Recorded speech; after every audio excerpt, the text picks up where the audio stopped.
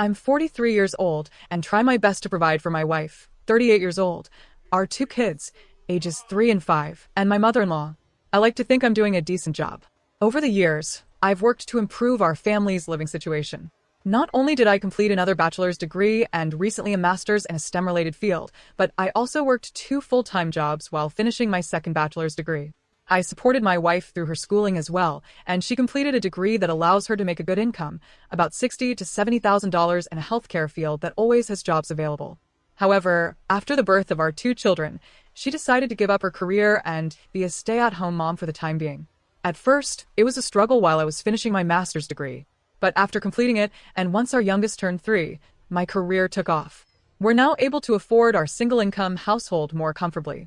We're far from rich, but we do okay for a single-income family of 4, just over $150,000 in base pay, plus bonuses this past year. Life has been overwhelming for my wife. Even though I now work 75% from home, I budgeted to hire a daytime nanny to help her around the house with one child while the other is at school every day. My day starts around 5:30 to 6 a.m. I prepare the house for the day before the nanny arrives at 8 a.m. I get our oldest child up, ready for school, make breakfast, plan out my day, drop our oldest off at school, and return home in time to let the nanny in. My current role has me working from home for the next 2 months. While this is nice, I'm busy in meetings all day, managing teams on a global scale and overseeing industry projects. For the past month and a half, I've noticed that despite my wife claiming her life at home is stressful, her day starts at 10 a.m. After a week of working from home, I asked my mother-in-law and the nanny if this was always the case, and they both responded that it varies, sometimes earlier, sometimes later. My wife literally wakes up, cooks, and then spends time scrolling through her phone or shopping online. This brings me to my concern. I'm glad I can provide her with this lifestyle since we both grew up with limited means. I understand the possibility of postpartum depression, the stress of having kids, feeling unfulfilled, and the fact that I may not be the best husband. But for what it's worth, everything is taken care of, and then some. I manage the household finances, since she claims she's too busy to do so. I pay all the household bills, cover my personal bills, pay her bills, track and perform all the upkeep of our house, appliances, cars, pets, etc. I also help pay for my mother-in-law's medical bills and car note. Despite this, my life is apparently much easier compared to hers. I can't decompress with her because she always feels the need to one-up me.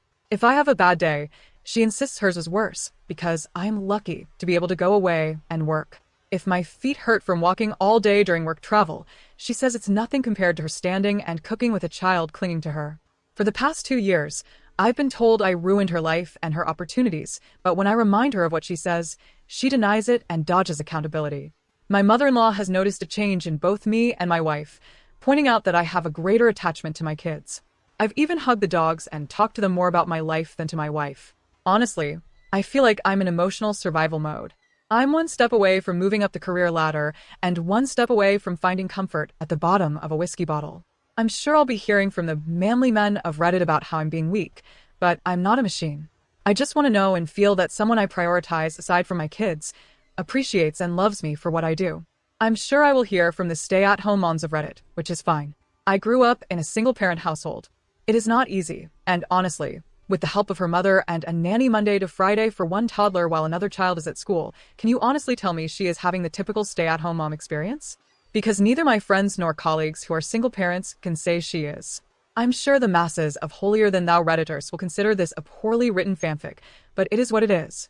TLDR, it feels as if my wife has checked out of our marriage. We're only roommates, where she can still reap the benefits of marriage. I'm not asking for her to throw herself at me all the time, but I just want to be told I'm doing good and to offer me some form of emotional comfort, something as simple as a hug. But I guess, as the man who ruined her life, I don't deserve that. Penambahan context untuck clarificasi. I have never cheated. I do work in an industry with a large female population, but I am literally an open book with my work, name, colleagues, and staff under me. She has access to my work agendas and correspondence if she really wanted to snoop, but on that note, she still doesn't know exactly what I do for a living. As a family, both her parents and mine have tried to get her to go to therapy, but she refuses or skirts around the issue. Aside from coming from a single mother household, my biological dad was present in my life. She has had both parents in a reportedly monogamous marriage for over 40 years.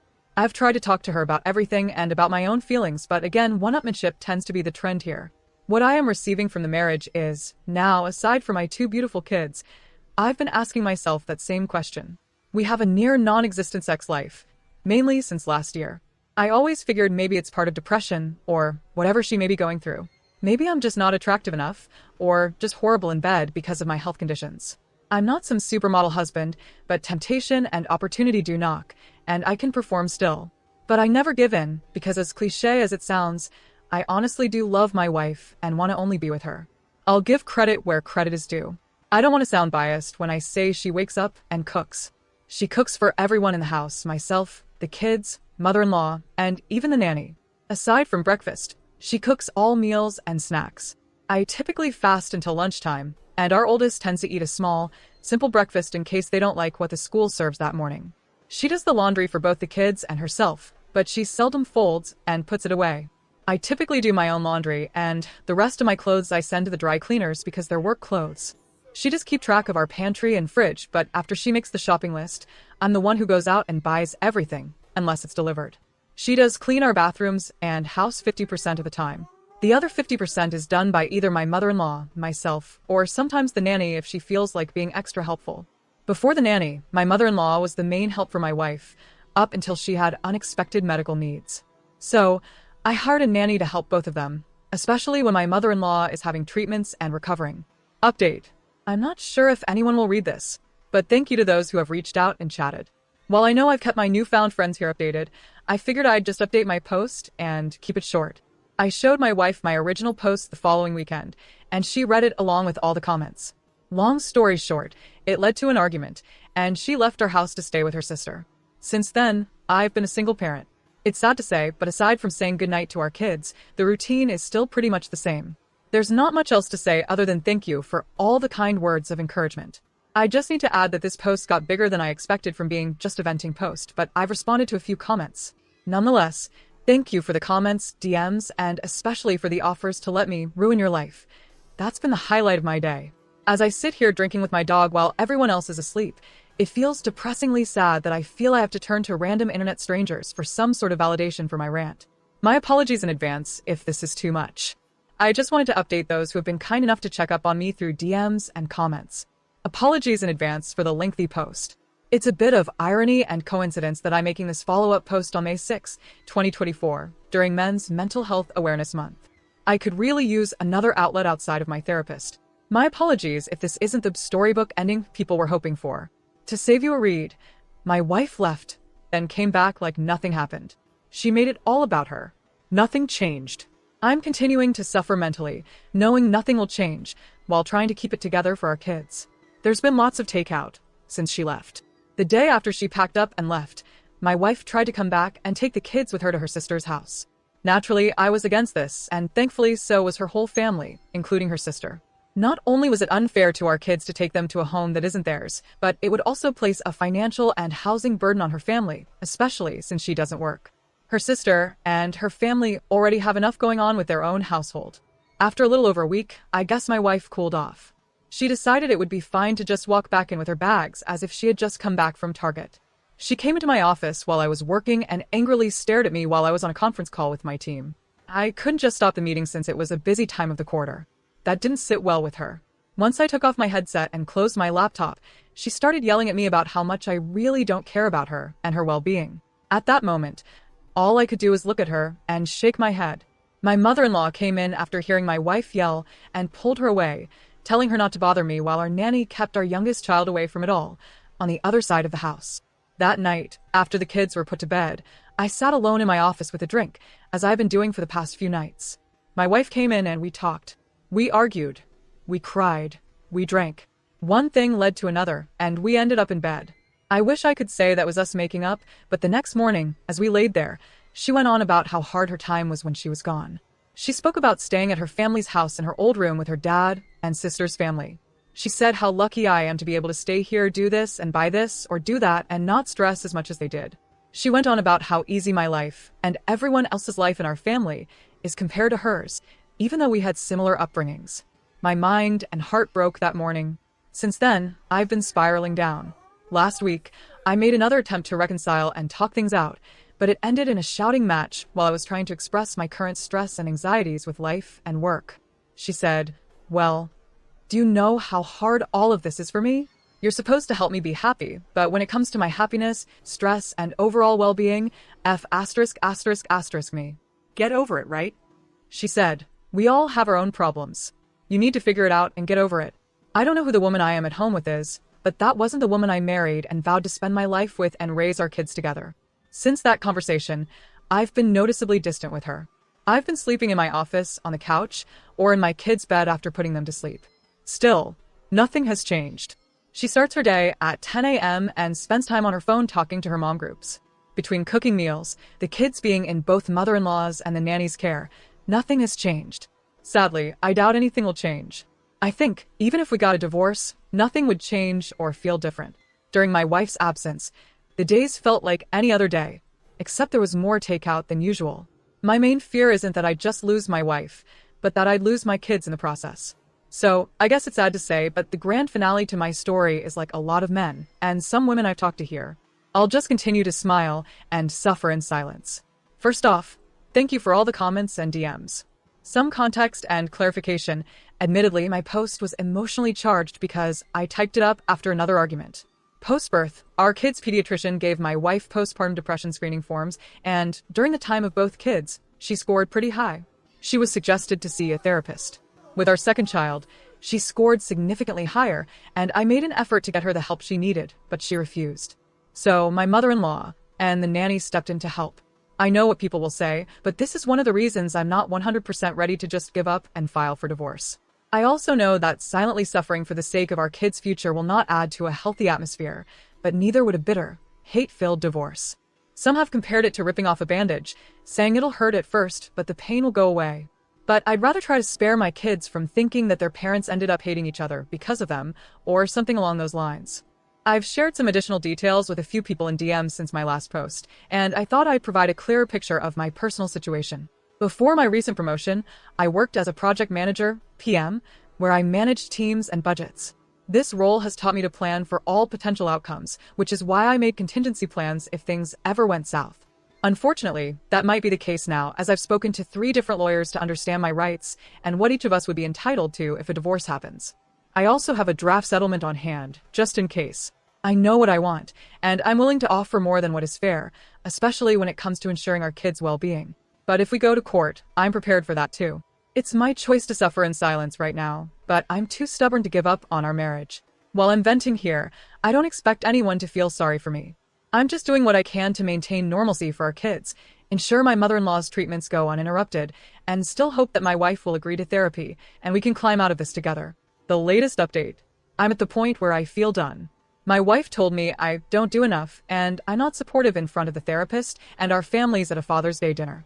She was upset that I was trying to act perfect, but I'm just here trying to keep everything together, taking care of our kids, my mom, and my mother-in-law.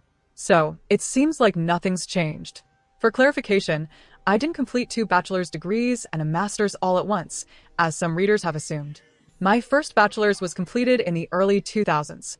The second one was earned through online courses over several years, taking only 2 classes per semester, while holding down 2 full-time jobs.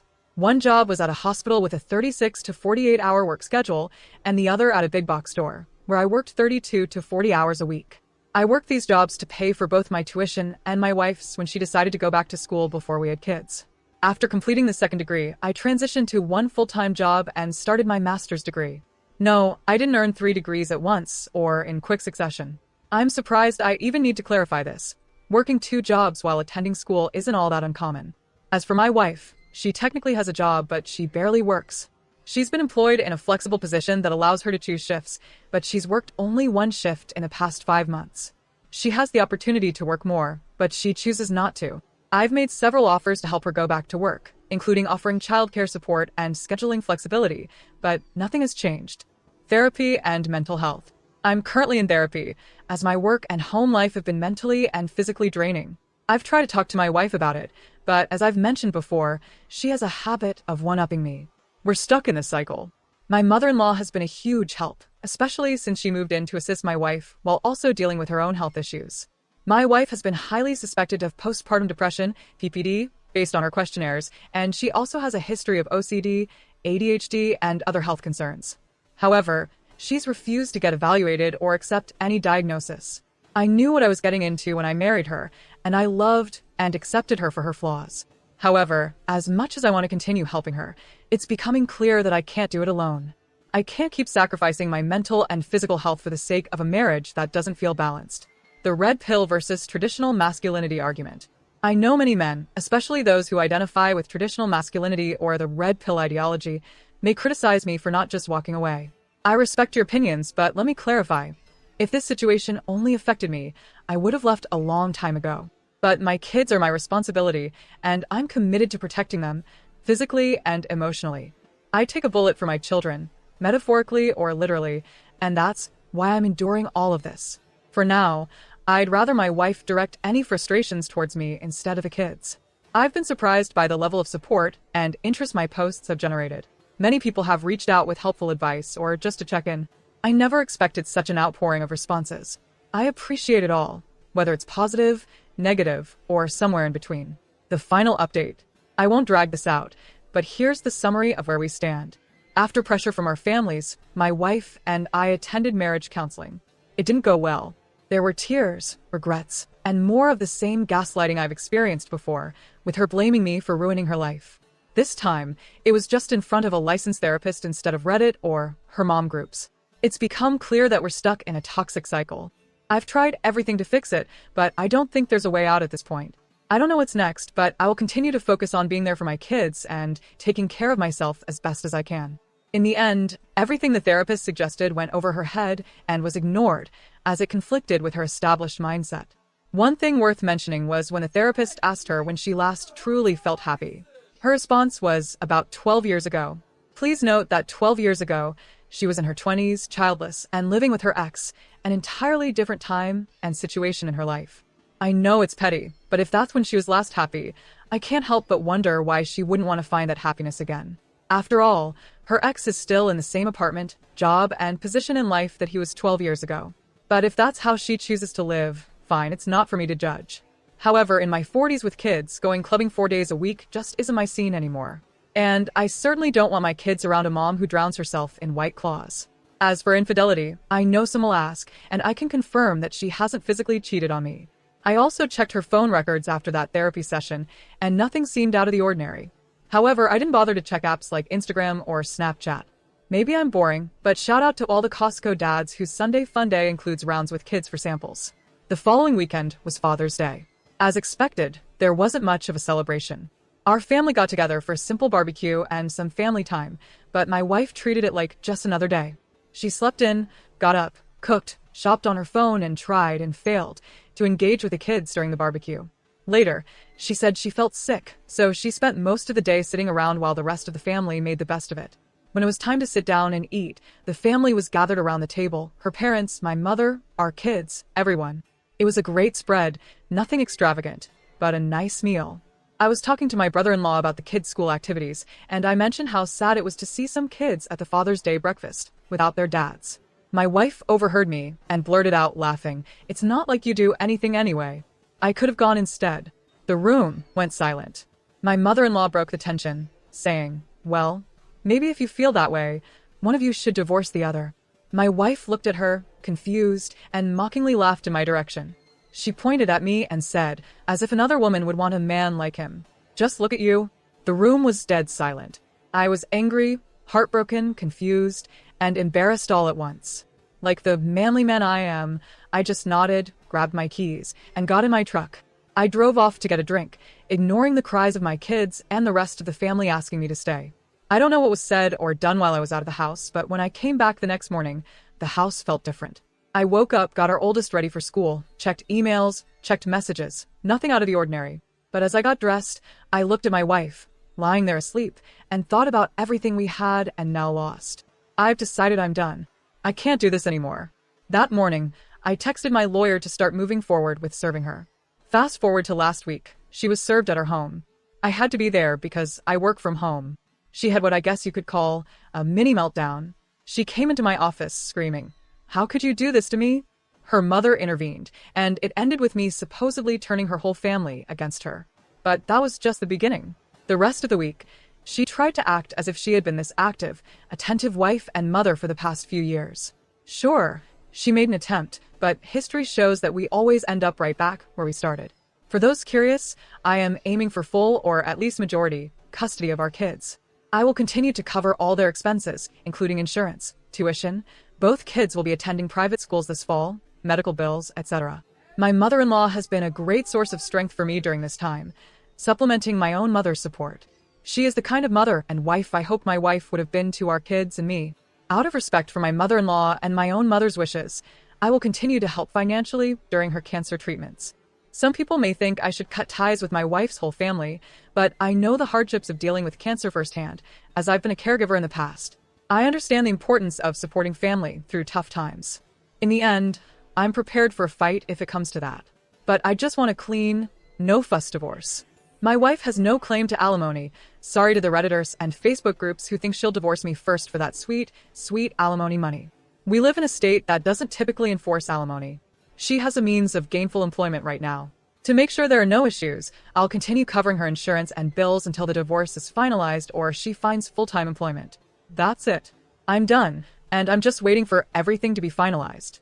Sorry it wasn't the dramatic plot twist some of you were hoping for, but that's life. I'm not sure if I'll update this once it's all settled, but it probably won't be for a few months, depending on how things go.